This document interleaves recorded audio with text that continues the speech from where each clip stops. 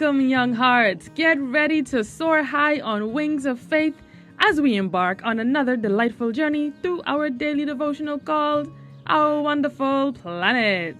I'm Perry. Our devotional today is entitled Frogs in the Swimming Pool. The memory verse comes from Deuteronomy 6, verse 24. And the Lord our God commanded us to obey all these laws, for our own prosperity and well-being, as is now the case. Larissa and her family went on a trip to the Marshall Islands. On one island, they stayed in a hotel that had a great big swimming pool. It was so hot there that when the family went swimming at night, the water was still warm as a bath. Can you guess what they went swimming with? About 300 frogs!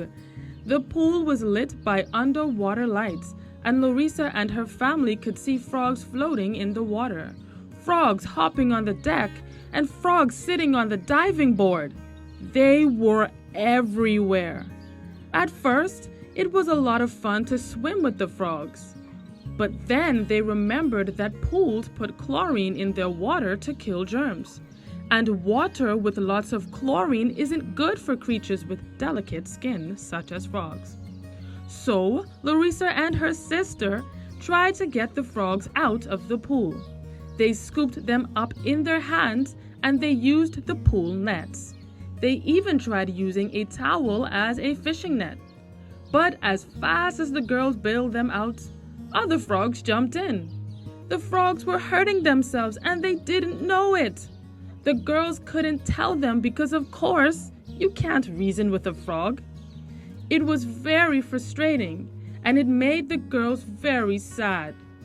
Thinking of those frogs reminds me of how Jesus must feel when he sees us hurting ourselves by the dumb things we do.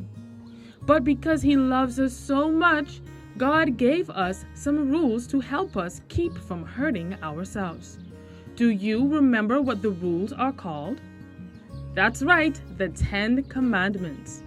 And even though it may sometimes seem like his rules are cramping our style, we need to remember that he knows what's best for us and he loves us.